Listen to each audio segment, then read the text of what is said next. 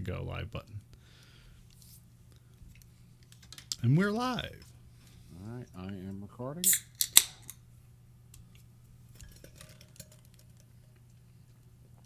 From the industrial wastelands of Michigan to the fruited plains of Iowa, this is the American Breed.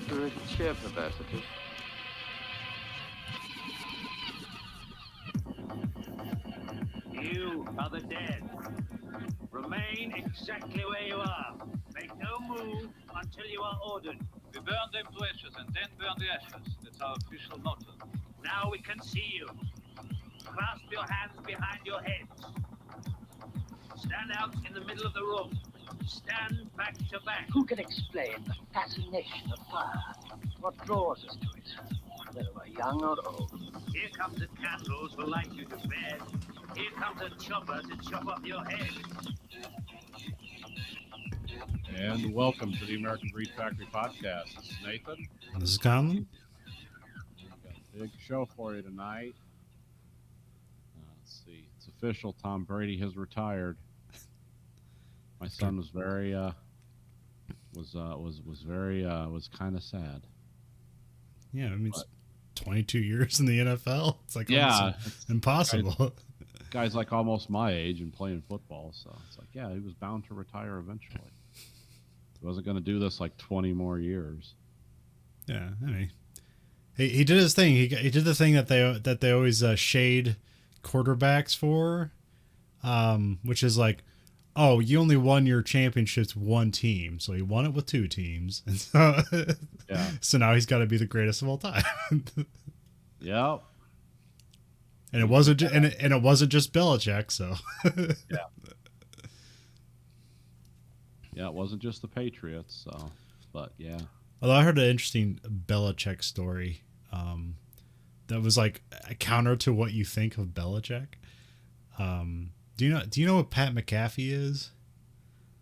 Familiar with the name, but yeah. He was a punter for the Colts, and now he has like his own like YouTube empire. Like he's kind of like replacing Joe Rogan in a way. He hasn't shot himself in the foot yet. Not yet. No, I mean he mostly sticks to sports, so he doesn't go out of his wheelhouse. So. Oh, he's not gonna have like Alex Jones on randomly or something. I did have Aaron Rodgers on, so. And so he's I think it was Vinatieri used to play for the Patriots, and so he got traded to the Colts at some point. And so Pat McAfee like knows like some offhand stuff with Belichick about his coaching style. Also fun things where it's like, I hope you like to work because that's all Belichick wants to do. He's like, because like Belichick's one of his things like there's just isn't enough time in the day. Yeah. So that's why he always looks sleepy and haggard. It's like he's just doing nothing but work. So, because that's how you get a team that doesn't have the natural talent as other teams to beat other teams. Yeah, you just practice constantly. Yeah. Anyway, so there was he was talking about like this guy like he got a touchdown. He just kind of calmly put the football down and didn't really celebrate. Which you would think that would be something that like Belichick would want to like, yeah, this is just your job. Pretend like you've been there before. But no, Belichick's like, no, celebrate, because that's a tactic against the other team. Like if you don't celebrate a touchdown, you're telling the other team you don't care about this. Yeah. Would not expect that. Yeah, so I thought that was an interesting Belichick story. Huh. Yep. So that's that era's over. I mean, the only reason I even know about that is because I got two people in the house that watch football, and I'm not one of those two people. So, but they were definitely moved by it. I don't know. Yeah, I didn't realize that they changed the playoff format this year. There used to be 2 buys for each conference, and now there's only 1. Yeah. And there's like an extra playoff game or something. Yeah. There's an extra regular season game, extra playoff game. Players Union almost went on strike over that stuff, and then COVID was happening, and they're like, "Oh, okay, yeah, we'll be nice and let this one pass." And then they,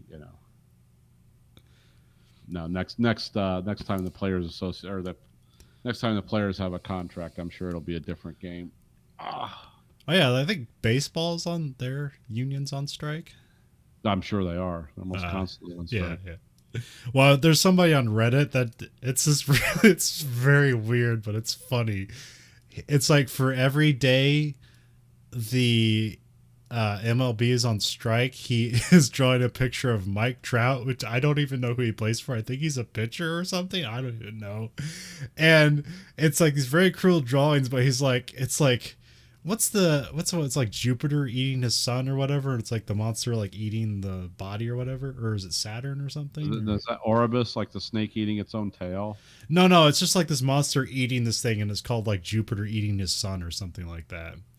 Oh, from like Greek or Roman mythology. But it's a painting. Okay. And so he drove a picture of Mike Trout like eating somebody in the same way, and drawing like Mona Lisa and stuff like that. But it's just like Mike Trout. it's hilarious. Huh. I just like the idea of it. I don't know anything about baseball. I don't know who the players are, but I find that hilarious. I know baseball's on strike and they're drawing pictures. I know after the World Series ended, like, I don't know, when did they have, like December, whenever it was over this year. I know they said, yeah, they're going to be going on strike this year over this, that, and the other. And I was like, oh, yeah, that's always worked for them in the past. The fans really love that. Yeah. They talk about, oh, these overpaid pieces of shit and all this stuff. It's like, you realize these are the only people on the planet that can play the game at this level, right? It's like it's like me, where they can just go out and get a bunch of scabs to replace them, and it's going to be good. It's like, no, these are the only people that can do this, and they want to maximize profit. And they also don't want to be tested for steroids, because goddamn baseball was amazing. Every game was home run derby in the steroid era. Yeah, and they just the Baseball Hall of Fame didn't elect to put Barry Bonds in the ballot, and so basically now he'll never get into the Hall of Fame. No, they'll take those guys out eventually, or never let them in. Yeah, they're done with that. I mean, it was the most obvious thing going on that everyone just kind of it's Mark McGwire looks like Conan the Barbarian. In 2 years, and it's like, yeah, don't say anything about it. The games are damn fun. All right, well, there's no question of legitimacy here or anything. I mean, sure, they were cheating on the rules, but also the baseball is looking the other way, so it's not their fault. Yeah, I mean, they were cheating, but they were letting them. There's a documentary I watched because it was just very well done about this. Because it was after the reason that all happened was because of a strike they had in the late 80s or the early 90s, where the fans were just turned against the whole. They said the owners suck, the players suck, we hate them all, and it was like baseball was in one of those downhill spirals because of that strike. Because it came out, everyone hated both sides. There was they didn't like the owners, they didn't like the players, they didn't like anyone, and all of a sudden it's becoming record-breaking games, and it's just impossible bases runs being batted in. It's like, oh, baseball is exciting again, gotta watch. It's like, yeah, because they've decided to turn the other way on obvious. This documentary explains it was so obvious in 1,000 different ways. People kept saying, hey guys, how long are we gonna do this? This is becoming a joke, on late night talk, well, keep the money coming in. Yeah, but that's. Well, I remember the big thing that they're he's doing steroids because he had creatine. And it's that's allowed. You can have creatine. That whole thing about performance enhancing drugs is such a complex network of lawyers, bullshit, and everything else, and and science, small s science going on. Because basically everyone's doing everything they can at any given time to get an advantage, and then they're just trying to see how can we lie about it, or how can we prevent the agency from testing it, or how can the agency overtest and then be seen as victimizing the athletes and ruining the game, or the opposite. Just depending on what mood everyone's in that year. Because basically everyone's on shit all the time. It doesn't matter. It used to be substances. Now it's getting into genetic stuff that they don't even test for, Yeah. Well, yeah, it's not even, it's human growth hormones and stuff beyond that I can't even think of. Like 5 years from now, I'll be bitching. It's because like, oh, look, this basketball player's grown an extra arm and hand in the off season. They say it's a mutation. We don't know. Well, that's what you always advocated for, and it's probably comedians done this. You just have the Super League, where it's just like it's all allowed.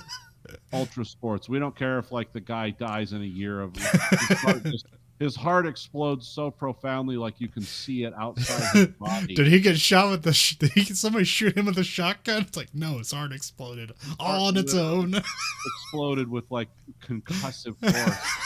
But man, those are some great, like, you know, whatever the sport is, you know, it's like, yeah, he never, or guys that just hit other guys in football in the Ultra League, they're so roided out, like the guy they hit just explodes, his head pops off. Because, you know, if they had that, it would be the most, all the other sports would die. Would become Ultra League. And it's not like, oh, these players only have like a 2 to 5 year career. It's like, oh, these players only have a 2 to 3 year lifespan, but we're along for the ride here in the Ultra League. And you know, Trump and all those people would be in on that. They'd be like, yeah, I support this Ultra League team. These are people being winners. They're doing the best they can. You're a bunch of losers. Meanwhile, these people are making more money than, I mean, they can't print enough money for these people to have. But yeah, I could see the Super League. Yeah, like I don't think he's a billionaire, but The Rock might be a billionaire soon. Oh, he probably is. Well, I just don't know. Like, you know, billionaires have like lines of stuff, and like I just know he gets paid a lot, and he does a lot of movies. I don't know if he has like a line behind him or whatever. Like, you know, because like there was the Kardashians that are billionaires, but that's because they have like weird makeup products and lingerie lines and stuff like that makes billions of dollars somehow. It's like, don't know one person who had bought the thing, but somehow they're making billions of dollars. Yeah, well, that's with all that stuff. It's like, who's into that? Like they had an app that was like a game where it was like a social climbing thing. Yeah. It's like, oh, you had to be seen with people and have photographs taken, and this app's making $1 billion. It's like, where? Who? Whose soul has just left their body and decided, yeah, this is what I want to do all day, the Kardashian app. Hey, I've always said about the Kardashians, love them or hate them, and I've never absorbed any of their entertainment, but goddamn, they are the kings of self-promotion. Yeah. I mean, they got it. They got it. I mean, Caitlyn Jenner is probably going to be president of the United States someday, just because she was affiliated with the Kardashians at one time. But like, so after COVID, Vince McMahon brought the XFL back, and then COVID happened, and he sold it off again. He sold it off to the Rock's like development group. Oh, okay. And so there might be the XFL might come back, and it might actually make a lot of money, because right now football ratings are absurdly high. Yeah. Oh yeah. And they wouldn't compete with football. They would just have it be like during the off season, like summer league football. The alternative football. Yeah. So you could vote for the, you know, Kansas City, executioners or what? Yeah. I know it's like the New York Guardians. It was like the Seattle Serpents or something like that. I can't remember. There's some cool some weird names. Yeah. Or now the NFL or the NHL has the Seattle Kraken, which that's really cool. Yeah. But unfortunately, I don't think they're good. But they got a cool name. It's not like the Golden Knights and the Las Vegas Golden Knights showed up and like they went to the finals in their first year of existence. Yeah. That's got to feel good. Yeah. But yeah, so yeah, and also I guess weirdly he co-owns the XFL with his ex-wife.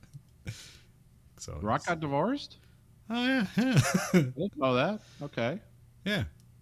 He like married like his manager or something like that. Of course. Yeah, it sounds about right.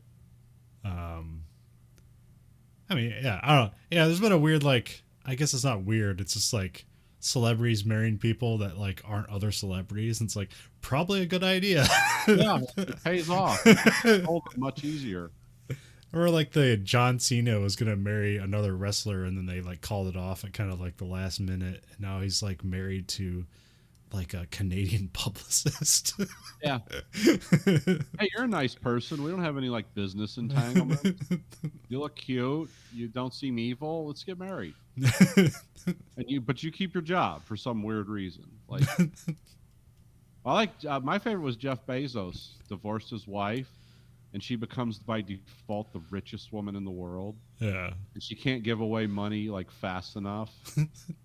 Like she literally gives away billions. Like here's $1 billion for some charity stuff, whatever. And it's like, wow, that's crazy. Or then he was fooling around on her. That's why they got divorced. It's like, what are you thinking?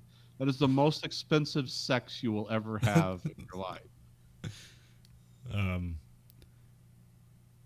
What was it? Oh yeah, Keanu Reeves like married a woman that's like slightly older than him. Like, remember, that's a sensible marriage.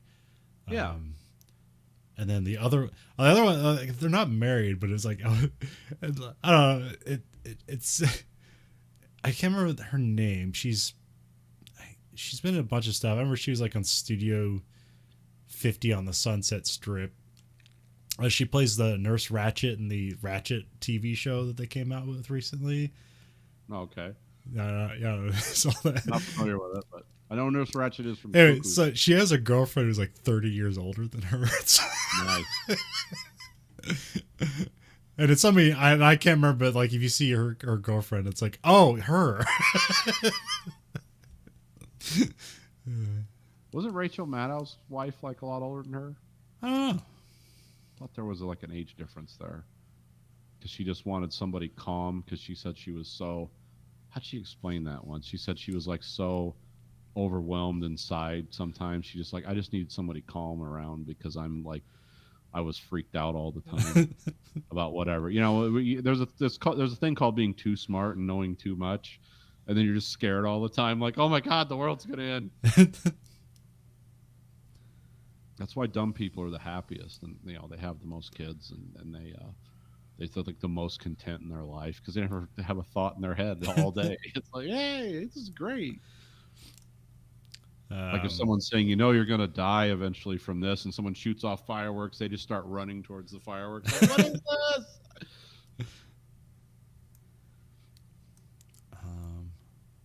The other news thing I was going to bring up is Microsoft acquires Activision. Okay. Which I think it's not official yet. All the things I've heard is it's not a monopoly. Or what do they call that when it's like, is this a monopoly or not? I can't remember. There's a term for that. A hostile takeover, you mean?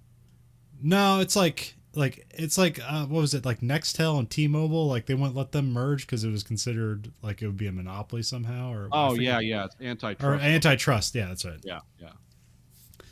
So I was like trying to figure out, I was like, is this antitrust or not? Anyways, yeah. So Microsoft bought Activision for $68 billion. Our money's truly worthless at this point.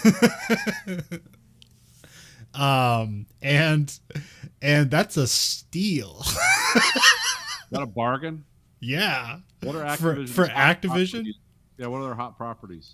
Call of Duty. Okay. I'm just saying I don't know. I'm not like... Okay, so like their big one's Call of Duty. They own Blizzard.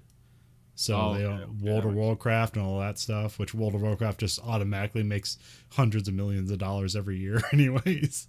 Yeah. What are they? Like Tony Hawk. Yeah, they kind of tentpole. It's kind of just been been the Call of Duty studio for a while, but that's always like the top selling game. Like they sell like, 17 million copies, and at $60 a piece, that's like that's $6 billion right there. Yeah. And that's not including all the in-app purchases and stuff like that. It's one of the top games out there. Although it seems like Microsoft is not going to franchise Call of Duty, like the way they talk about it. It's like, yeah, let's cool down on this. Yeah. Let's put out more quality titles and less. I don't have 50 Call of Duty, like Call of Duty cavemen, like huh? Guy running around with a sharp stick. Well, but yeah, that's their big one. They have a lot of stuff, but they just don't develop it. They've just become like the Call of Duty studio, and that's been enough for them. Yeah, they own all the Blizzard stuff now.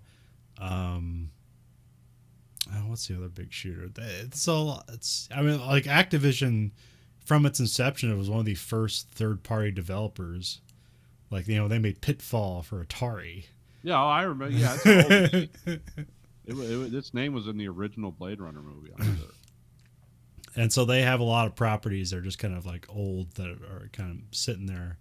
But it's next to EA, it's one of the biggest third-party developers out there. Which somebody did a breakdown. They basically said that like EA is worth about the same amount as what they bought Activision for. Okay. And maybe EA's maybe worth a little bit more because their output's a bit more. But so Activision has been hit with a lot of like inside, just a lot of bad company like stuff going on. CEO stuff. Yeah. Well, I mean, had a shitty CEO at one time. yeah. Well, yeah, they still have their same CEO. He's still shitty. He didn't sexually assault anybody, but there's been plenty of stuff behind on their studios and stuff like that. They just kind of swept under the rug, and they. Oh no, I meant like some of the stuff with like the in-app purchases and stuff. Like parents and consumer groups were concerned. Oh I didn't yeah, know yeah. about that. I was like, oh, they're doing sexy stuff too. God. Yeah, it's just toxic culture, stuff like that, and just like we're working people like crazy, just 100-hour work weeks and stuff like that. And it's like, this is the minimum, stuff like that, So this is actually kind of they are able to, that probably put Activision on a low standard, and this probably Microsoft is like, well, this is a get, so we're gonna get Activision, so they bought Activision.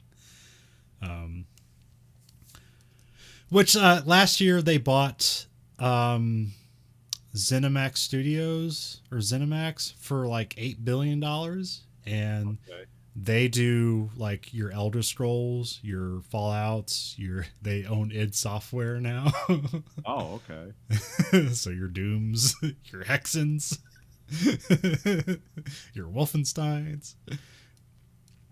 So Microsoft's been out there acquiring studios. And so this is one of the major ones. Actually, the one I was surprised about, they did like a breakdown of all the studios. So like, they said EA is also worth like $67 billion, and then the next one was like Ubisoft, and it's like it's worth about $8 billion. It's like, really? It's like worth $8 billion? Yeah. They got all the Tom Clancy's. They just released a new one. Yeah, it kind of sucks.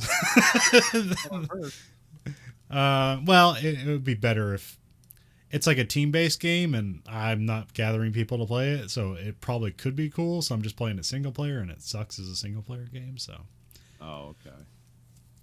Yeah, I mean, like literally, like it was like over a decade ago, Ubisoft bought Tom Clancy's Possessive. They bought his name for like $500 million, so they can put that on anything they want. They don't have to go to his family or anything like that. They own that name. Which is the new one is super weird because it's Tom Clancy's Rainbow Six Extraction. So it's like one series inside of another series inside of another series. When I hear that, I think is this like an extraction of like almond or vanilla? like is this a purified Tom Clancy's Rainbow Six? Extraction of Rainbow Six. It's like, what would that be, like gunpowder and sweat? What is that seasoning? Oh man, it's almost like I don't know, right-wing propaganda. The opening scene of that movie is like the weird alien spore thing going up from the ground and destroying the Statue of Liberty. Yes. while a disabled veteran runs away from it. Yeah, why not? Tom Clancy, he's looking down from heaven smiling right now. Oh, thank you, French Canadians. Thank you. You understand the American dream. The American dream is to be friends with Ronald Reagan and not pay taxes. right? Or George Bush. No, it was George Bush. They're all dead now. But yeah, some people are like, this is like claiming like this is antitrust stuff, and it's like it could be. I don't know, because I think with the so like Microsoft always says like we're gonna hold our contracts with Sony, and that's like we're gonna hold the contracts we brought over, whatever the new contracts are. That's like who knows? Yeah.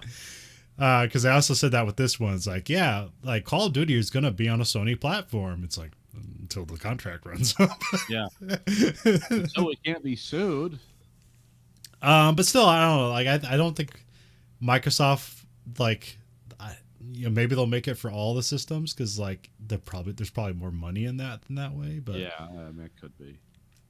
But yeah, they're just really buckling down on their Game Pass stuff and making it kind of like the Netflix of video games. Because at this point, it's just like it's a no-brainer to have Game Pass. My son is doing. I mean, when he's not doing school or other stuff, it's like, oh, I got this game. It was like, how much was that? Oh, it was on Game Pass. Like, oh. Yeah. You check out a lot of games that way. It's like, because it's like, I don't know if this is any good, but it doesn't matter. Yeah, I'm not like, I can just stop at any point. He plays like, it's almost like classic stuff. Like, what's he playing? Dragonheart or something? I mean, just like, he's like, oh yeah, this is from like 15 years ago or something. Oh. Dragon's Age or something. Like, that's what he's Yeah. Yeah. It's like, oh, that's retro gaming for you, right? You're like 3 when that came out. Yeah, I don't know if there's more acquisitions. There was funny, like I guess like Sony's stock price dropped by $7 billion after the Microsoft bought Activision. Yeah. Well, it's been a wild and woolly week for the old stock market. Yeah. They got their ass handed to them Monday, Tuesday, Wednesday, Thursday, and then Friday. They made it all back. Oh, it's one of those. Okay. Yeah, it's like how did the financial guys? I got a podcast I listen to, and basically they say, yeah, you're going to see a lot of this because they're going to whipsaw the workforce back into line because they're going to have like a 1-point rate hike at the Fed.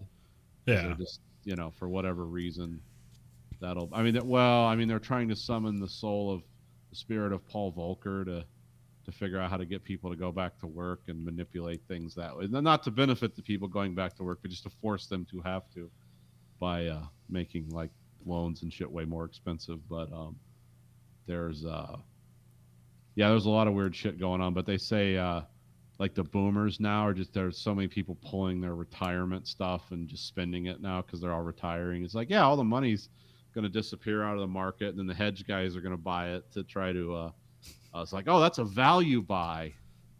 And so we can have like multiple bubbles go off at the same time, like 9 nuclear bombs going off in a circle. It's like, so we can have housing, student loan, personal debt. We can have all these things implode because the boomers are pulling all their money out. And crypto just crashed for like a week or something. Well, yeah. Crypto's like guys that are into that are like the early NASA people that made rockets. It's like you just got to have nerves of iron because you'll have like one will go into the stratosphere like, yes, that's what we wanted. And then 12 will explode on the launch pad. Everyone's ready to walk away. And then another one goes up in the stratosphere. It's like, yes, this is what we wanted. And I'll be the first one to tell you, I do not fucking understand cryptocurrency. I understand the basics, but yeah, it's like, it's so weird.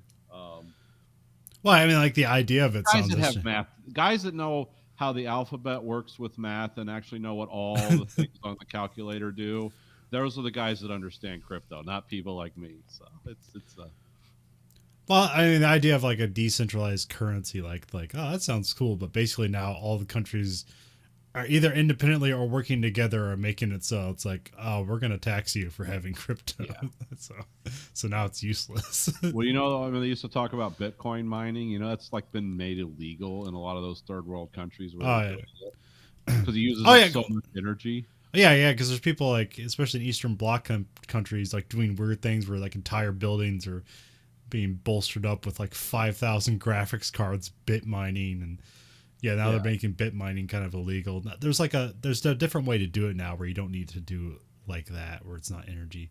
Yeah, because they're saying like all the bit mining around the world is like using the same power as like the entire country of like Venezuela or something like that. Yeah, it's something insane. It's a Yeah, crazy it's like amount of money. yeah. Now this is a detriment to the environment when it's just numbers and shit. Yeah, it's not producing anything like that benefits anyone widely. Just No. did you see the stickers they're putting on steak now? Like, I don't know if it's activists doing this. Oh, is that my name was Cheryl or something? Yeah, and it's on but it's like on nice steaks. Like they're going into stores apparently and doing it. Yeah. I mean, yeah, this has been for people doing this for a long time. Oh, okay. Because I've never got one. And I've never seen it. I've only seen it as a Reddit post for like the same Reddit post for like the past 8 years. It's the same one that pops up. Oh no, they did this to a store in somewhere in Michigan. It's like a butcher shop where it's like high-end steak, and it's like, oh no, I want one because they're like, oh, customers are upset about seeing this. Like, I wouldn't be upset. I would put it on the table as I was eating. Be like, yeah, see, this is doing what it was born to do. Feed me. So yeah, because I guess that's been going on for a while, but it makes its rounds. Occasionally, a bunch of vegans will get mad and go do it. And this time, they hit Michigan. Yeah. Then I started looking it up, and I did find there's all kinds of internet memes. But it's like, this is weird. How did they know? That was my first question. Like, is this authentically Tilly the cow, or are you just generically saying this might have been Tilly? No, I want it to actually be that. If you're gonna try to guilt me, let's put some quality into it. I want quality guilt. Show me like the guy from No Country for Old Men approaching Tilly with the bolt gun. This is what I need. I need this authenticity in my. Well, you might call it guilt. I just call it like any feeling I might have. They're all the same, Like somebody's got to live a good life. Bark. Dog barked. Oh. What's barking back? Bark. I have some more show and tell stuff. Should I do show and tell too? Or should we just keep that to ourselves? I mean, I think it would be fine, but I don't know if you can. It's up to show us you. on YouTube anymore. Yeah. I mean, we'd be like demonetized, but we don't make any money anyway, so. Oh, I thought they'd pull it down if it held more than 5 bullets now. No. Oh, No, okay. Demolition Ranch is still around, but yeah, I got some more Black Series. This is Wrecker from Bad Batch. Okay. So like he was an extra. He's like more of the football player guy. He's got a giant sword and like kind of a shotgun. He just runs people down. So that's the latest one. I got a bunch of Star Wars stuff has been really slowed down, so now I just have stuff that's been pre-ordered that will show up someday. Oh, okay. Now I also have some cooking stuff I've been getting into. So I have some tools for cooking. So I got a tortilla press. Nice. I didn't know that was a thing. Yeah. Cool. Yeah, it's cast iron, but it's weird. They tell you to put like sandwich bags on it. So you're not actually like pressing on the cast iron. You'd be pressing with the plastic because it'd be looser because it'd stick to the cast iron. But Okay. I'm sure you could put some like Pam, just spray it down with Pam, it'd be fine. Yeah, you don't want it to rust, so yeah, you want to get something on it. That's cool. Yeah, I didn't know that was I never think of like how this stuff is made. It's like $8 too. And it's really heavy. Huh? Well, yeah, cast irons. If it was titanium, it would be very expensive. And then I just got one special pan, so I just hit it with metal utensils. You gotta still use plastic, but Yeah, you can't use the hard metal utensils on those. Got to use the silicone.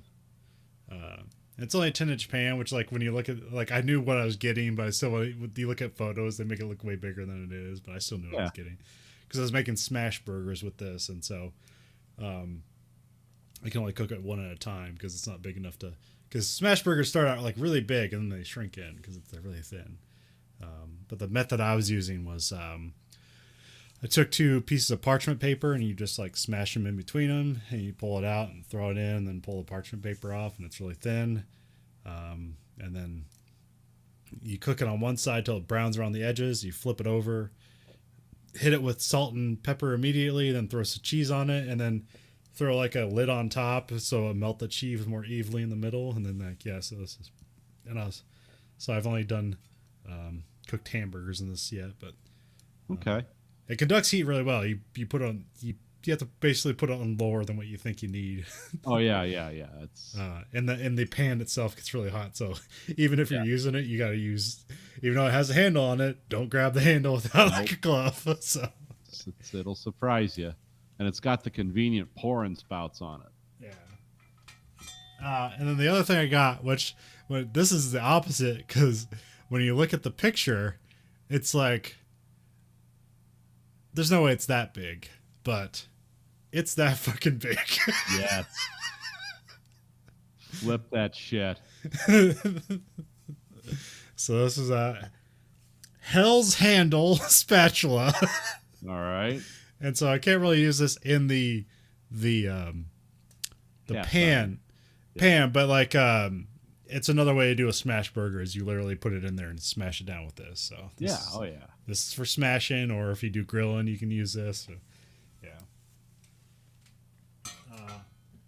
And then I got blue stuff, so I got the blue Le Creuson spatula. Yeah. Okay, that's nice. Just to match it. Yeah. It has a nice like as multi layered stuff. So like this is a harder plastic on the edge here, so you can better scoop stuff. Yeah. And that's softer on the blue part. And just to match that too is I got a meat thermometer. So I got a blue one. Oh, okay. That looks like it looks like it's. If you showed me that and I didn't know what it was, it's like, are you getting ready to wire something up? Is that a multimeter? Oh, yeah, so it's I went to a wire cutter and I was like, what's the best meat thermometer? And they recommended ThermoWorks. Okay. And like you can't buy ThermoWorks like on Amazon or anywhere. You have to buy it directly from them. So like I guess they sell to like restaurants and stuff. And so these are meant to be sold for commercial purposes, but I got one. So. Yeah, they just give them money. Whatever.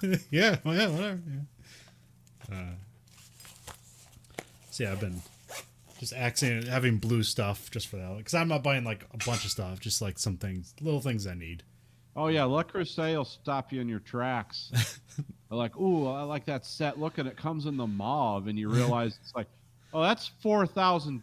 Yeah. Maybe I'm not doing that. And also I just got one of these. Oh, thermoscan. Infrared, yeah. That's more for the pan. You don't really need this if you have the thermometer, but whatever. Oh, it's nice to have.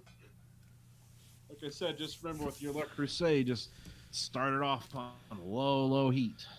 Let it warm up, because that coating will separate if it gets too hot too fast. But once it's hot, it's hot. Oh, yeah. And it stays hot for like an hour. Well, yeah. Take off the heat.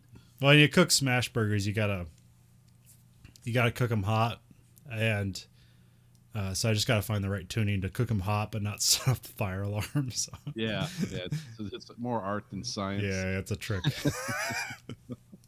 But they taste really good. Yeah, because I made like ground up burgers and fries. I made the fries. I made the buns. I made the burgers. I made everything except for the cheese. Mom was telling me, she's like, "Oh, I love this cooking stuff that Conlon's doing." We talked for like an hour about it. And I was like, well, it's amazing what you can do when you have time to actually focus on something instead of. Well, usually like on cheat days, I'll just buy something from Grubhub, and it's like I'm spending like $30-$40 to order like what I'd normally order someplace, but just because I don't want to go somewhere, I'm just paying for the convenience to be brought here. So it's like, and I was just buying the same stuff. I wasn't even getting anything new or trying anything new. So it's like I can take that same money and I can invest in cooking, and then hey, make neat stuff. Yeah, so I made hamburgers. I made the smash burgers. I got this book that has I don't know if you know George Motz is. He's on First We Feast YouTube channel, and he has the Burger Scholar, and I think he also does the Burger Sessions is another show on there. This all sounds vaguely familiar, but yeah, he has a book that's like it's like burgers from a bunch of different states, and it's like how to cook them. And he also just has another one that's just like the histories of burgers throughout the United States, but that one doesn't tell you how to cook it. So this is like a separate one. Because the one I want to make next is a slaw burger from, I think it's from North Carolina. Is that like coleslaw and hamburgers and? Yeah, coleslaw, hamburger, cheese, and chili. Oh yeah, they do hot dogs. We've done the hot dogs like that before. That's really good. You're gonna love that. Yeah. So this time I just made like some stuff from binging with Babish. So I just made like smashed cheeseburgers. I made potato buns. You have to use bread flour and potato flakes. So I don't know if that necessarily makes them potato buns, but yeah, that's what they are. And they came out fine, but they were way too big. Because I was on the first proof. They didn't really like blow up that much. I was like, maybe I got some bad yeast or something. Because when I made the pita bread, I got like a bottle of yeast. And then like a couple of weeks later, I was making these buns. And I was like asking Dad like where the yeast is, because I put it with like the baking powder and baking soda and stuff like that. And then he's like, it's in the fridge. And I was like, sometimes Dad puts weird stuff in the fridge. I was like, why would you put it in the fridge? And then on the bottle, in big letters, please refrigerate after opening. Oh, okay. Well, that's why he put it in there. Yeah. Dad does like, I don't know. Dad sometimes puts stuff in there. Where it's like, why is the Jif peanut butter in the fridge or stuff like that? And it's like, oh, well, then bugs don't show up if you just put all the food in the fridge. Yeah, it's a sealed unit. So I thought maybe like the yeast would had stopped working or whatever. So then I divided up. I used I weighed it all together, and then in the video he made 5 buns out of it. So I just divided it into 5. And then on the second proof, they just blew up into like softballs. These are called trimming buns. You got to trim these down. This is a new way. The flavor's inside. Just take scissors and cut these giant buns. Yeah. And then and when you bake them, they got even bigger. So they were softballs. So got a bowling ball. Here's your bun. And like I only put 1 smash burger patty on it, some special sauce where it's just like it's a mixture of, it's like half a cup of ketchup, half a cup of mayonnaise, a third a cup of mustard, garlic seasoning, onion seasoning, and paprika, and then sweet relish. Sweet relish, interesting. And then it kind of mimics like the McDonald's special sauce. Okay. So I put that on there because like I don't care, but like this George Motes guy, he's like ketchup ruins every burger, so he's like no ketchup on a burger. I don't give a fuck, but I'm just following the rules. Yeah. Maybe this guy will try this. Yeah. Well, I mean, he's correct in his assertion that like ketchup just kind of overwhelms the taste. Too vinegary, yeah. Yeah, well, and too sweet too, and like he's all about like mayonnaise and stuff like that. Where it's like, no, it's like you got your beef fat, and then you put some other fat on it, and some other fat on it, and it tastes awesome. It's fat. Yeah, because there's one that sounds like it looks awful, and like you don't believe it tastes good, but it's the nut burger, and it's like crushed peanuts in mayonnaise on top of a burger. And it doesn't look good, but he swears it tastes great. And it's from Montana. Okay. So yeah. But yeah, I 1 burger patty. I put the special sauce on it with cheese, and like it's probably one of the only times in my life where I've eaten a burger and like, okay, I'm done. One. Yeah. Oh yeah, because the bread was too big. It was too much bread, but yeah, it's fine. Because it was like eating. It was like you should market them as trimming buns. Cut to size. That's the only custom made bun. Way of the future. Well, it was like eating a submarine sandwich, where it's like a foot long, but like in burger form. The inverted foot long. And he baked it with an egg wash, so that kind of like held the top in like a spherical shape, and it kind of like grows up from there. But yeah, Oh, okay. I'm not sure why you do the egg wash. I think it just kind of holds some shape in a weird way. Those are all fine. The one thing that didn't work is like, I don't have a fryer, so I just had the thermometer, not this one, but what we have here. And I just had a tall pan and put some corn oil in there. And I just kind of got it as like, cause you're supposed to like fry it at 350, and I just kind of got it as hot as I could, which I actually, when I go back to it, it's like, oh, I probably had that oil like 500 or something. It's like, oh, whoops. So yeah, I cut out the potatoes and I chopped them into, potato fry form, put it in there. And what you're supposed to do is it's what's called par frying, where it's like you fry it for a bit, but you don't fry them all the way. You take them out and then you lay them down, you put them in a freezer for like 4 hours, and then you fry them again. Okay. So I had attempted to do that, but it didn't really work well. And like the second time I fried them, I didn't fry them so hot. So then they just kind of like, they didn't crisp up. They were just kind of soggy potatoes, unfortunately. Oh. Well, but yeah, I don't know how many people have a fryer in their house like that. Yeah, I don't want another thing. Yeah. I mean, like the stuff I got, like I literally have a banker box that I put all my cooking stuff in, and when I go up to do that, I bring the banker box up with me, and that's all I bring with me. Now we have a ton of other shit up in the kitchen, but I have my own stuff that I bring up there. So,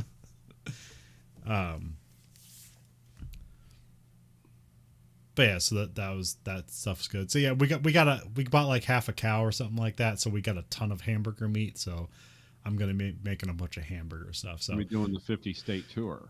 Yeah. Okay. And like, making, like, I probably won't make the hamburger buns again. Like they were totally fine, but it's just like it seems kind of like they're better than like your generic store-bought hamburger buns. But your like little upper echelon ones where you're getting like the Hawaiian ones or stuff like that, they're not necessarily better than those. They're not chewier than that, but it's something you can make at home, so that's cool. I mean, you get like a nice like Dave's Bread Company brioche roll or something. Yeah. It's like, oh yeah, this will be just as good. Yeah. Just don't buy like the, this Wonder Bread kind, because that's just terrible. Well, I mean, the reason I like to do this baking stuff where I bake the bread is that like I'm not eating bread throughout the week. And so then it just goes bad, or you have to throw it in the freezer or whatever. So I like the idea of just having the stuff to make the bread, and on the day I'm eating bread, I make it, and then it's all gone. News alert. Tom Brady has said, I don't know where these news reports are coming. Literally just, that's what my beeping was. Okay. Anyway, back to baking. Yeah, so that is what I made. I forgot the other show and tell thing. I call this an algorithm grabber. Sometimes the algorithm gets you, so I got this pen. Oh, okay. It's a bolt action pen. Oh, nice. I've seen those. It's a nice pen, but yeah, it's one of the things where it's like Amazon suggests it too. It's like, do I need that? No, but is it cool? Sure. Well, sometimes the algorithm does get you. Because I got one of these. Sometimes you never know what's going to pop up in suggestions. So sometimes get a space pen, and sometimes get a space gun. This too is a writing utensil. You can write with this. You can make mashed potatoes. If you're hunting deer, that their eyes glow red, this will be what you need. But yeah, sometimes the algorithm gets us. Oh shit! Don't throw the 8-pound gun on the model you're building. But yeah, so I made burgers last week, but the week before that, I made risotto. Okay. I have to go down here. What is it? Okay, risotto. So I made this per the That's What I Reckon YouTube channel. He had his quarantine risotto. This is from 2020 when he got big. Right. And it's a 3-minute video, So it builds up your confidence way too much. Yeah. Because the thing I'm thinking about is like I want to make this like personal profile of being a cook, where it's like, here's all the things I've attempted to cook, and here's what I've successfully cooked, and here's what I've unsuccessfully cooked. So it's like if somebody came to the house and like you can look through my profile, it's like, do you want something? Here's what I'm good at. Yeah. Because the thing I would say is like if someone asked me, am I a good cook? I'd be like, no. Because there's two different ways I fuck up cooking. One is like I have no confidence whatsoever, and I'm just like constantly going back and forth looking at direction, looking at videos, and then like you're just staring a hole in the book looking at directions, and then like you do something, you come back and you're like, oh wait, I missed a step. What's that step say? It's like if you skip this step, you fucked up. That's the step you missed. Yeah, it had to be that one. Couldn't be pinch of salt. It's always got to be the like the plutonium will not reach criticality with this step. Damn it.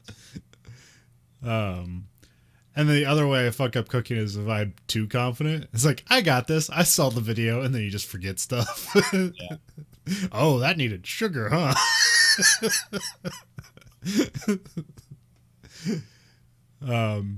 So yeah, I've done dumb stuff like what was my stupid? Oh, it's like flour. I thought it said sugar, and you know the crust is like it's like you're chewing on concrete. It's like this isn't as fluffy as the first time. It's like, yeah, why'd you put like a cup of sugar in there? It was a cup of flour. It's like, oh, those are different things. Okay. Mixed it with eggs, butter, all that shit. Cooked it up. It would literally, you could kill someone with it. Like, why is this so hard? Give me the chisel from the garage. We're gonna eat this. God damn it! No one's gonna say a word. So this one was like I hear risotto's hard to cook anyways, but this is tough to sift through. I had to watch it over and over again because the thing he doesn't give you, he gives you the ingredients. He doesn't tell you how much. He doesn't tell you how long to cook it. What does he tell you? I mean, you see him cooking it. Right. You see him chop it up, and he's like, chop it up however the fuck you want. I don't care. And I'm like, I don't know I don't have an opinion here. Tell me how to chop it up. Yeah, this isn't where I wanted to be spitballing. It's like the whole cooking time and how it looks. It's like this is where I need a firm hand. But like he gives you a lot of like processed stuff, so that does help. So he's like, yeah, you chop up onions and garlic, and whatever way you want. So I kind of did some disc slice with the garlic, and then I was kind of like basically mincing it, but with the knife rather than with a garlic press. Oh, okay. And then I chopped up half an onion, and so I threw that in there. Luckily, at the end of this dish, the onion was basically completely depleted of its taste, so I could eat it. Yeah. But then I found out I was on a different cooking thing. What they were talking about is like, so why you cook garlic and onion as a starter as the base of it is something about the base of the water from the onion keeps the garlic from burning. Yeah. It's like, oh, so you don't need the onions. You just put water or something? I don't know. There's probably a substitute. Yeah. Yeah. I've also been thinking about... Onion retains more water than a watermelon. I think it's some crazy fact like that. I'm probably wrong. Look it up, folks. I mean, onions are very dense compared to a watermelon, so... Yeah. Yeah, I'm also thinking about maybe I should try out leeks, because I hear that's basically similar to an onion, but just tastes different. I don't know. There's something about my mouth. I can detect an onion. And I don't like the texture. I don't like the taste. So even if you eliminate the taste, I can still detect the texture of an onion. Leeks are nice. We do a couple dishes with leeks here. That's me and my wife. We have our favorite things we do with because they have a very Chinese restaurant vibe to them. Yeah. But the problem is they grow in sand. So you have to dismantle the leek and clean it with a toothbrush. Yeah. Or it's just you're gonna be eating and it's just eating dirt. Yeah. Is that a cockroach leg or sand? But I'm not sure if like leeks are available right now. It's like because everything's just kind of like you can't get everything you want at the store. I mean, you can get enough at the store, but there's not everything you want at the store. Yeah, you can get. My Japanese noodles are back, so that's good. Those have been gone for like a year and a half. Like I just thought they went out of business. It's like no, they're still around, but. So then, yeah, he talks about you just kind of sweat the onions and the garlic, or as he says, you just cook it till it gets a bit smaller. I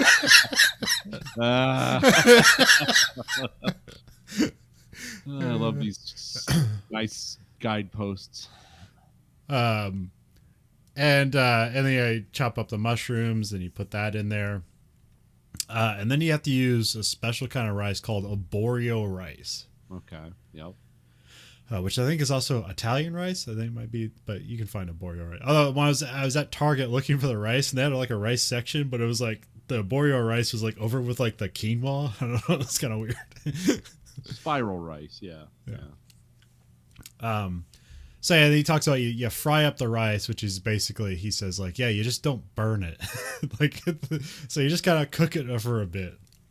And then like before you start everything, you get 2 boxes of chicken stock, and you kind of warm that up in a pot. Then you set that off to the side. So you fry the rice for a bit, and then 1 ladle at a time, you introduce the chicken stock to the whole thing. Huh. And you're basically feeding the rice. You're feeding the rice this chicken stock. So you put it in there, and then you have to constantly move it because like with this rice or whatever, if you stop for like a little bit, it'll start to stick to the bottom of the pan, and then it'll start to burn. Oh yeah. So you have to constantly turn it the whole time, and if you walk away from it, turn the heat down. It's clingy. It's starch, and it's going to immediately bond with the bottom of your pan. And you pour a ladle in, and then once you see it, like basically when a streak doesn't have like the chicken stock anymore, when you're kind of moving it, that's kind of where like, okay, put another ladle in. And you'll put both those boxes. You'll feed 2 boxes of soup to that goddamn rice. Like that's how much it'll fit. And you have to use a big pan because it'll take all of it. Yeah, because I didn't know how much rice to put in because it doesn't say. He just in the video he has a bowl of rice, so I just grabbed a bowl kind of about the same size, filled it up, and that's how much rice I used. And he does say for every cup of rice, he used about like 2 to 4 cups of chicken stock. Like that's like the only measurement he gives you. But here I was just kind of like, will the rice keep eating it up? Like I just went until the whole thing was gone. And then he says like, so how do you know when risotto's done? Is like when it tastes done. And so I did my taste test, and like holy shit, I was like, oh my god, that's good. Because like you're feeding the rice basically soup, so it's like every grain of rice tastes like a bowl of soup, and you got 50 of them in a spoon. Oh yeah. And I only put I just did a salt and pepper pass, but just like kind of like over the top layer, and it was like totally salt layer and stuff like that tasted great. I was like, oh wow, you don't need it much. Like I'm guessing there's a lot of sodium in the chicken stock. So yeah, chicken stock's amazing for sodium. And so like, oh man, that tastes great. And then but the last thing he has to do is you put in Parmesan cheese and parsley.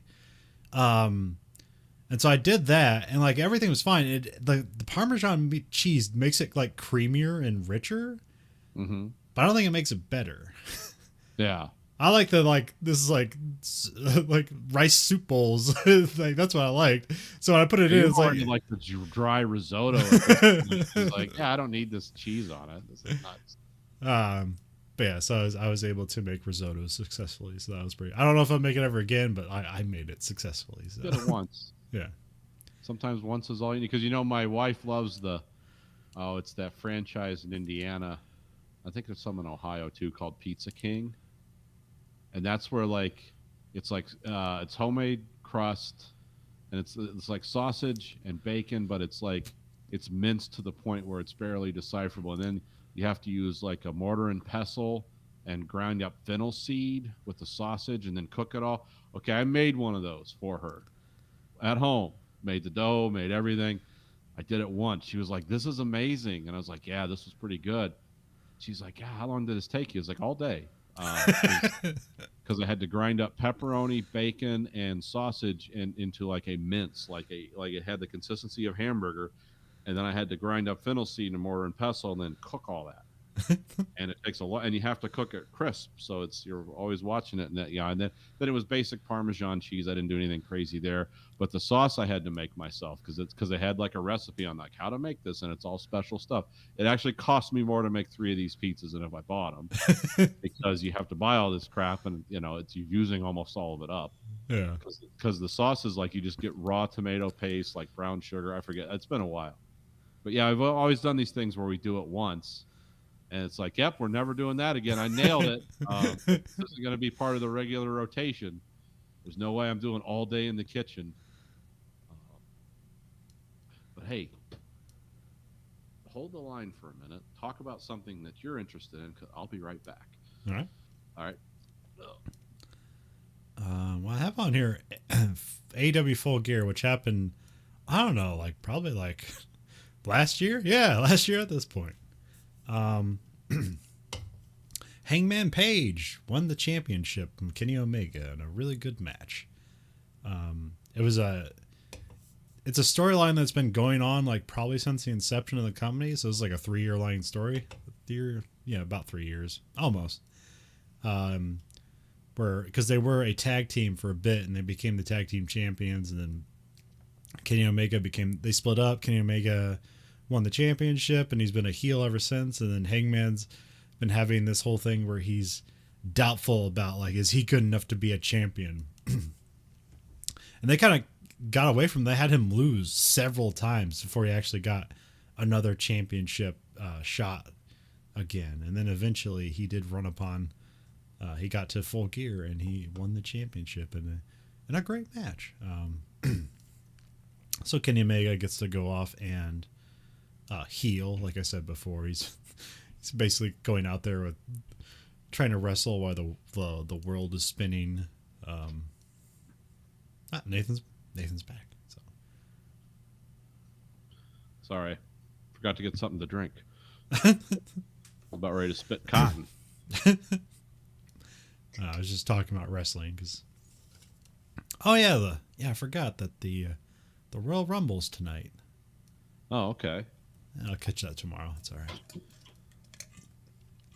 What was a TV show you wanted to upsell me on?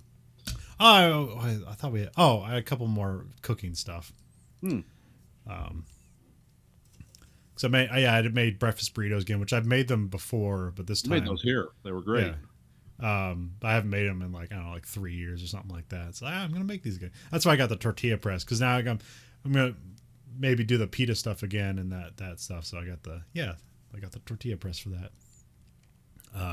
Because when I roll them out with just the rolling pin, they're never round. They're more like football shaped, which it's fine. It's just a carrying device. Yeah. American tortillas. And then I set off the fire alarm because you gotta kind of cook them on high, but it's up too high. Anyway. And so I made that, and I made the it's the eggs and the potato mix, and I was cracking the egg. I forgot to not do the thing where it's you put all the eggs in a bowl and kind of mix them up, and then you pour them in to make the scrambled eggs. I was just popping them into the hot pan. I was like, oh crap, and then I had to hurry up and crack 6 eggs into the pan. All right, we're cooking, we're going. But you end up fine. Dad came back for seconds. He took half the pan. So you know what this? I guess it's oh, okay, cool. If he likes it. Sometimes it works out. And that was also the same day I made risotto, and then but this week also I made the vegan cookies again. Of course, when you put milk chocolate in them, they don't really they're no longer vegan, but I don't care. It's not for me. It's just I make a vegan base cookie. You just make it with aquafaba, which is bean juice. So. Okay, yeah, the bean juice, right. It's specifically from garbanzo beans, so I don't know if you can do just any bean juice. Probably not. Don't get a can of Bush's baked beans and try to. But yeah, these ones like, man, they were way better than the other ones. Like there's nothing weird you could taste about them at all. Like they were just cookies. I mean, there was a couple changes I did this time around. I used a light brown sugar instead of a dark brown sugar. But it just came out looking lighter. I don't know if it necessarily changed it. Also, you're supposed to freeze them for like an hour before you cook them. And this time I just threw them in the freezer when I got done with them. And so they were in there for like 4 hours. Okay. But what happened when I cooked them is that it's like the outer, kind of like the outer area of it cooked kind of faster than the inner area. So like when you bit into the cookie, it was like there's still kind of like warm cookie dough on the inside, but it was Nice. like, yeah. So it's awesome. And so I also threw dark chocolate chips in, and I threw peanut butter M&Ms in. They were great. Oh, okay. Yeah, that's soft in the middle. Uh-huh. You know. Every couple bites, get some peanut butter. Yeah. Like I don't feel nearly as sad as I used to. Yeah, they're made with bean juice. So I mean, the emptiness is still there, but it's further away. Yeah, but you're putting the goodness through a sift. Yeah. It's all gonna disappear. Nothing will remain. But but no, yeah, the show I gotta sell you on is Station 11, which which I've only watched the first 3 episodes, but I've heard a lot of people talking about it. There's this and another show called Yellow Jackets. Are kind of similar, where like you would compare them to Lost, where it's about there's multiple time periods where you kind of like, here's what's going on now, and then you cut back to like the character's past to explain them or whatever. So that's what Lost did, but that's what these shows are kind of doing. Although with Station 11, it's weirder because it's like a 30-year gap. Oh, okay.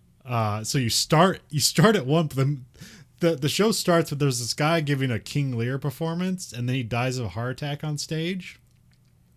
So that's the present, and then sometimes they'll cut to like 10 years before that or a week before that, and sometimes it's 20 years later. And it's based on a book, and it's basically there's a flu pandemic comes up and kills basically the most of the population in the world. Yeah. And it's like what's left over. So that's the 20 years is like the leftover, and it's like this group of people traveling around the remnants of the world as it's trying to rebuild, and they're like a traveling Shakespeare group. Yeah. They form Shakespeare. Yeah, it's like the Postman. Yeah. But it's hard to say that there's like a main character, because it's like more of a character study. Like every show has different characters, and it's kind of explaining them so far. So it's pretty interesting. Like nobody's likable like at all. Either it's like, oh, they're likable at the surface, but at their core they're not likable, or it's the other way around, where it's like on the surface they seem bad, but they're likable at the core. But there's always something to not like about every character. Which makes them interesting. So yeah. And then it'll just cut to like I think it starts. Yeah, I believe it starts in Chicago, and like they'll show like a theater. This is what it looked like then, and they'll just like cut to there'll be flashes of the future where it's just overgrown with vegetation and stuff like that.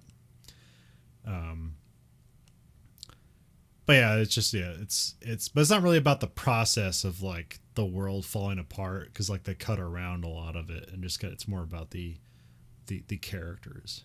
Yeah. But like I said, like every show has kind of had introduced a new character. And there's also the whole thing about like what Station 11 is, and it's very weird because it's like within the fiction of this there's like this character draws like a comic book, or more like a graphic novel called Station 11, and she hands it off to her like ex-husband, and it's the only edition that exists in the world. Oh, okay.